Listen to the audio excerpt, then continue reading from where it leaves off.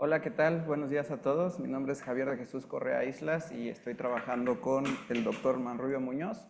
Al igual que mi antecesor, el compañero Camilo y Erika, estamos enfocándonos bastante en estudiar el tema de la agricultura regenerativa con algunos matices, ¿no? Entonces, la exposición que van a ver es un poco similar en el origen, pero van a notar, digamos, el contexto que se le da. El título que decidimos es Agricultura Regenerativa, escalando la evaluación en pro de la restauración de tierras.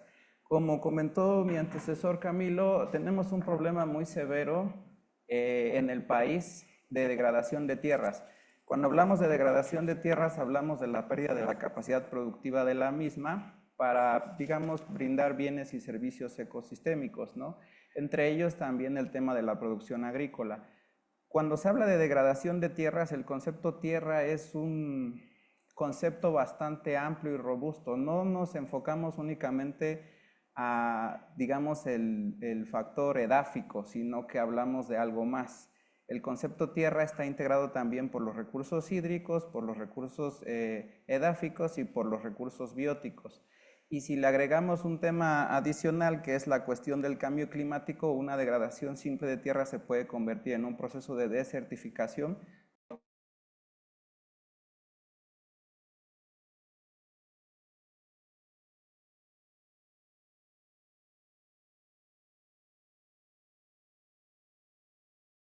En el mundo, el concepto de agricultura regenerativa, ¿no? En muchas partes se está poniendo muy de moda y hay muchos esfuerzos por impulsarla. Sin embargo, parte también del problema es que, digamos, todavía no hay un consenso general de qué es lo que es agricultura regenerativa. Muchos autores la describen como, digamos, a través de principios, prácticas, pero hay otros que dicen es que agricultura regenerativa se centra bastante en el medio donde se realiza, no tanto como tal una A, B y C, ¿no? Entonces, necesitamos, además de que tenemos un problema de degradación, surge la solución que es el tema de la agricultura regenerativa, pero no está completamente definida o validada. Y eso dificulta que se pueda escalar, es decir, dificulta que se puedan aplicar políticas públicas orientadas al tema de la regeneración a través de este método y digamos que por eso es que no escala, ¿no? Ahora, en este contexto existen tecnologías, los que estuvieron en la plática del doctor Alan Elizondo me entenderán un poco más, a través de las cuales se pueden validar muchas de estas prácticas y demostrar de alguna forma que tienen un impacto en cuanto a la salud de las tierras, ¿no? No solamente en la cuestión edáfica, sino también en los otros factores que les comentaba. Y es en ese sentido el tema de esta investigación, buscar validar la cuestión de agricultura regenerativa y demostrar que realmente tiene un impacto positivo en la regeneración del suelo, ¿no? Hay algunos datos ahí que presento. El INEGI en 2010 hablaba de que el 61% de la población del país ya vivía en tierras con condición de degradación severa y un 10% adicional ya vivía en una situación de degradación extrema, ¿no? Entonces, eso nos da un poco un panorama pues importante de cuál es la problemática, ¿no? Entonces, hay un montón de enfoques de la agricultura que se han desarrollado a través de los años, como puede ser la agricultura orgánica, la agroecología, la biodinámica, ¿no? La climáticamente inteligente. Todas estas buscan de alguna forma llegar a la producción sustentable, ¿no? A la agricultura sustentable podríamos englobarla así. Y en este contexto es como surge la agricultura regenerativa, que toma un poco de todas, pero no renuncia completamente a la cuestión de la agricultura convencional. Es decir, la agricultura orgánica, por ejemplo, pues todos los insumos que utiliza son orgánicos y tiene esa restricción en particular. La agricultura regenerativa en ese sentido pues es un poco más flexible, ¿no? Entonces, este es el enfoque de la investigación que voy a seguir. Vamos a utilizar la teoría de la sostenibilidad agroecológica, teoría de la agricultura regenerativa, de servicios ecosistémicos, de adopción de innovaciones agrícolas y un enfoque socioecológico de sistemas, ¿no? ¿Cuál es la estructura de la investigación? El compañero Camilo hablaba de una base de datos que tenemos que proporcionó el CIMIT de Masagro, donde hay muchos productores que ya están adoptando prácticas regenerativas. y en mayor o menor medida, ¿no? Entonces, lo que primero tenemos que hacer es definir para nosotros qué es agricultura regenerativa, ¿no? En función de las prácticas que se adoptan y de los principios. Posterior a eso, la propuesta es plantear el índice de adopción de agricultura regenerativa, o IAR por las siglas con las que decidimos nombrarlo, para ver la transición que hay desde un agricultor convencional hasta un agricultor que sería como el ideal regenerativo en el país, y en función de eso pues ver en qué etapa se encuentra cada uno de esos productores. La idea es mostrar al final en una caracterización el agricultor ideal regenerativo en color verde y digamos el convencional en un color rojo, y ver las transiciones que hay entre uno y otro en los predios que vamos a seleccionar. Entonces, ¿qué adicional vamos a hacer nosotros en este sentido? Tenemos que hacer la caracterización territorial en función de varios indicadores que podemos obtener a través de imágenes satelitales. Vuelvo un poquito, bueno, no todos estuvieron en la conferencia del doctor Alan Elizondo, pero los que estuvieron ahí pudieron notar que hay un montón de indicadores, más de 60 que algunas plataformas muestran, que están relacionadas directamente con la salud del suelo. Entonces, ver productores que utilizan prácticas regenerativas y prácticas convencionales nos permite contrastar a través de esos indicadores quiénes están teniendo, digamos, un factor de regeneración en sus tierras, ¿no?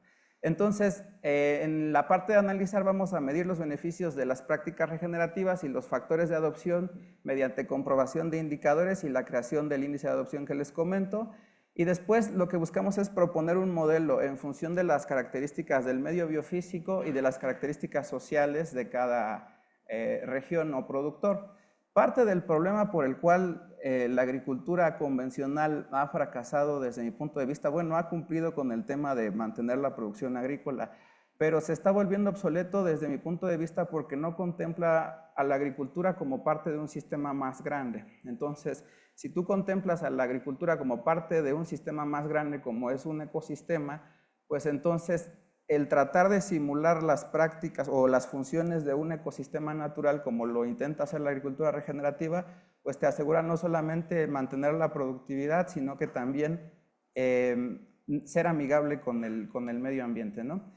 Posteriormente se va a someter los hallazgos y el modelo a propuestas de revisión y retroalimentación con expertos, ¿no? Aquí están las preguntas de investigación, la descriptiva, la analítica y la prospectiva. Primero tenemos que ver la caracterización de los predios, ¿no? Cómo es que, digamos, ahorita van a ver las hipótesis, pero partimos de que quienes son agricultores convencionales, pues de alguna forma tienen procesos de degradación más severos o indicadores, digamos, más bajos o más altos. ¿Cuál es la pregunta analítica? ¿Qué factores determinan la efectividad de la agricultura regenerativa? Como comentaba el compañero Camilo, o sea, también hay factores del medio biofísico que pueden propiciar a que una práctica no sea efectiva. Es decir, si tú intentas poner un cultivo de cobertura, por decir un ejemplo, en un suelo que ya tiene a lo mejor un proceso de degradación avanzado, es posible que esa práctica pues fracase y no te refleje resultados que sean adecuados, ¿no? Como para poderlo evaluar correctamente. Y la pregunta prospectiva, ¿cómo puede diseñarse e implementarse un modelo sostenible de adopción de prácticas regenerativas en comunidades rurales mexicanas, ¿no? Ese es el objetivo general de la investigación. Queremos hacer una caracterización amplia de forma geoespacial. Lo que visualizamos al final es tener un mapa con los predios que seleccionamos. Vamos a trabajar muy de mano con Camilo y Erika. Y además de tener la caracterización social que se va a hacer a través de los instrumentos de colecta y los paneles con expertos, pues es tener la caracterización del medio biofísico para tener un diagnóstico más robusto. Hay un montón de indicadores que pueden utilizarse. Se hablaba el otro día en la conferencia que el NDVI te puede dar incluso hasta estimación de productividad en un agricultor, pero uno de los más importantes desde mi punto de vista son los indicadores que te ayudan a ver cuánto carbono orgánico se está capturando en el suelo. La agricultura convencional tiene la característica de que es un emisor de carbono, ¿sí?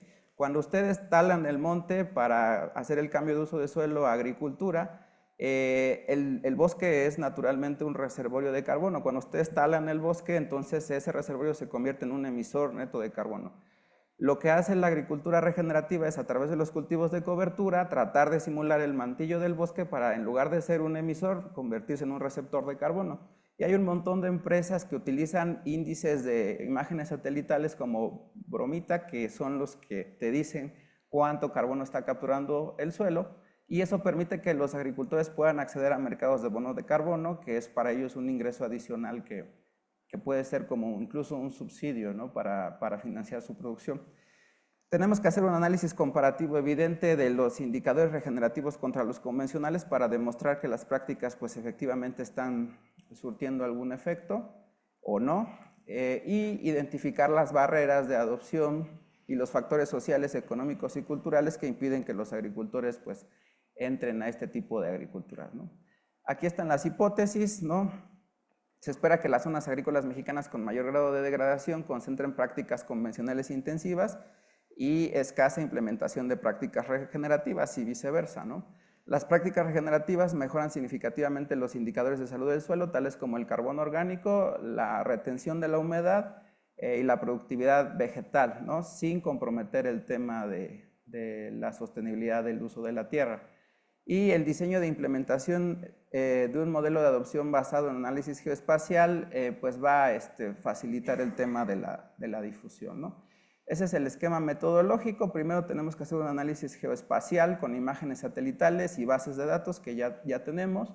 Tenemos que hacer la radiografía de cómo se ha comportado la parcela del productor a través del tiempo con diferentes indicadores, ¿no?, de captura de carbono, de productividad primaria neta, de índice de verdor, digamos.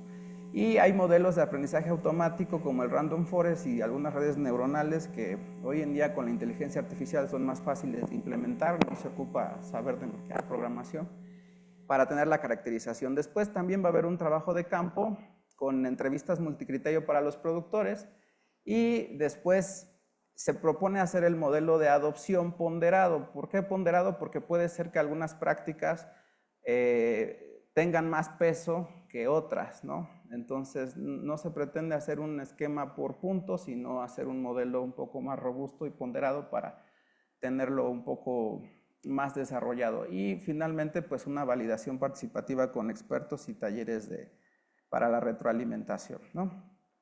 Es un poco el esquema metodológico técnico, áreas de estudio seleccionadas, prácticas regenerativas contra prácticas convencionales. A través de una selección histórica de imágenes satelitales va a haber un procesamiento, algoritmos de clasificación y análisis temporal, ¿no?